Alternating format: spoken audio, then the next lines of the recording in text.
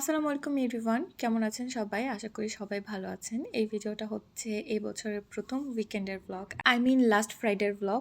সেদিন অনেক পরিমাণে ঠান্ডা ছিল, অনেক মানে অনেক। তখন হচ্ছে টানা ৩-৪ দিন আমাদের এখানে সূর্যই ওঠেনি। আর আগের রাতে তানবিন একদমই ঘুমাতে দেয়নি। সো ঘুম থেকে উঠতে, উঠতে অনেক লেট হয়ে গিয়েছে। অনেক মানে অনেক লেট। তো আমি ঝটপট হচ্ছে নাস্তা রেডি করে দিব। কারণ তানবিনের বাবা খেয়ে হচ্ছে বাজারে যাবে। বাসায় মোটামুটি বাজার শেষ, মাছের বাজার আরকি। আজকে একদম ইমার্জেন্সি মাছ আনতেই হবে। বাট বাজারে যেতে, যেতে অলমোস্ট 11:30টার পর মানে প্রায় 12টা বেজে গিয়েছে। তো তেমন ভালো কিছু পাইনি। আর বাজার থেকে আসার পর আমি ভাবলাম যে ফ্রিজ যেহেতু খালি করেছি, এবার তাহলে হচ্ছে আমি আগে ফ্রিজটাকে ক্লিন করে নিই। তাহলে আমার ফ্রিজে মাছ রাখতে, এগুলো অর্গানাইজ রাখতে সুবিধা হবে। আর এরকম গুছানো, পরিষ্কার পরিচ্ছন্ন এগুলো দেখলে আমার না মুড ভালো থাকে মোটামুটি। সবকিছু অগোছালো, নোংরা এগুলো দেখলে আমার মনে হয় যে আমার মাথা খারাপ হয়ে যায় লিটারেলি। তো যাই হোক, ওয়ালটনের ফ্রিজ যারা ইউজ করেন তারা সবাই জানেন যে প্রচুর বরফ হয়। এটা একদিক থেকে ভালো। কারণ যখন হচ্ছে আমাদের এখানে লোডশেডিং হয়, মাঝে, মাঝে এরকম হয় যে তার-টার ছিঁড়ে যায় বা কোনো একটা প্রবলেম হয় স্পেশালি বর্ষাকালে। তখন দেখা যায় কি টানা ৩-৪ দিন হচ্ছে কারেন্ট থাকে না। সো তখন কিন্তু এই জিনিসটা মানে খুবই ভালো। যাই হোক, তো এখানে আজকে তেমন একটা ভালো মাছ পাইনি। কয়েকটা ছোট বোয়াল মাছ পেয়েছিল, সেগুলো নিয়ে এসেছে। আর অল্প কয়েকটা চিংড়ি পেয়েছিল একজনের কাছে, কয়েকটাই ছিল, সেগুলো নিয়ে এসেছে। আর একটা পাঙ্গাস মাছ, একটা রুই মাছ এনেছে। তো এগুলোতে মোটামুটি আমাদের বেশ কয়েকদিনই চলে যাবে। আর আমি তো ফ্রিজ ক্লিন করে তারপরে মাছ এগুলো ক্লিন করতে গিয়ে অনেক দেরি হয়ে গিয়েছে। আর আমি মাছ সবসময় হচ্ছে এভাবে রাখি যে ছোট ছোট মানে আমার একদিনে যত পিস লাগবে সেগুলো পলিতে করে তারপরে হচ্ছে একটা জিপলকের মধ্যে রেখে দিই।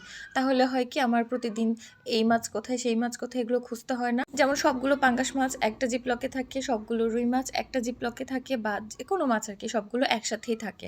আমাকে ওইভাবে আলাদা করে খুঁজতে হয় না।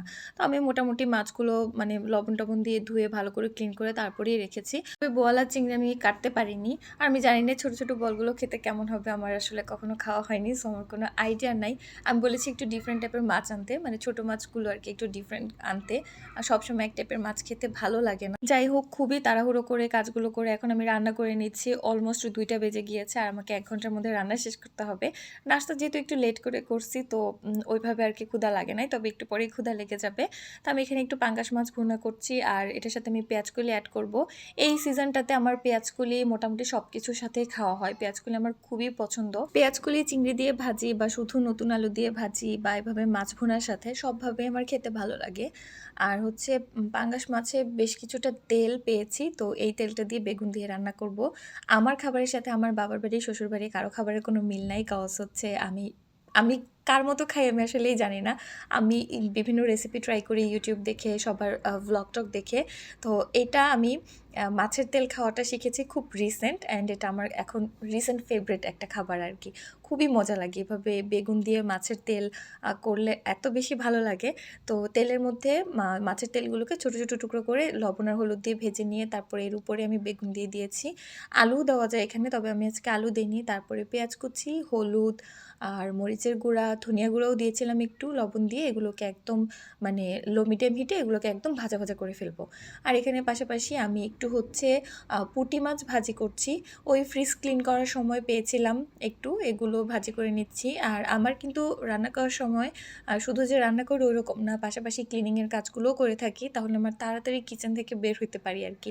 মানে কিচেনের কাজ সব যাতে একসাথে শেষ হয়ে যায়, এটা ট্রাই করি। আর মাছ ভাজির সাথে এরকম পেঁয়াজ মরিচ ভাজি তো লাগেই।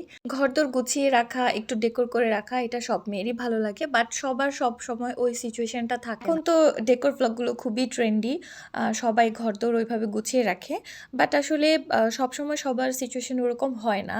আমি তো একদম আমার রেগুলার যে লাইফস্টাইল সেটাই আপনাদের সাথে শেয়ার করি। তো ইচ্ছা করে মাঝে, মাঝে একটু গুছিয়ে টুছিয়ে রাখতে। বাট সেইরকম আসলে সুযোগ ওইভাবে পাই না।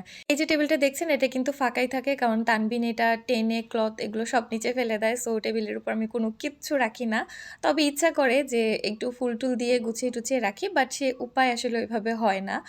যাই হোক, বাবু বড় হয়ে গেলে ইনশাল্লাহ একসময় গুছিয়ে রাখবো। মনের মতো করে ইনশাল্লাহ ডেকোরেশন করব। বাট বড় হওয়া পর্যন্ত যেভাবে আছি সেভাবে আলহামদুলিল্লাহ। আজ আমার কাছে মনে হয় এত সুন্দর, সুন্দর ভিডিওর ভিড়ে আমার এই সাদামাটা জীবন কে দেখবে বলেন? আপনাদের কি ভালো লাগে এরকম সাদামাটা জীবন দেখতে? যাই হোক, সবাই ভালো থাকবেন। আল্লাহ হাফেজ।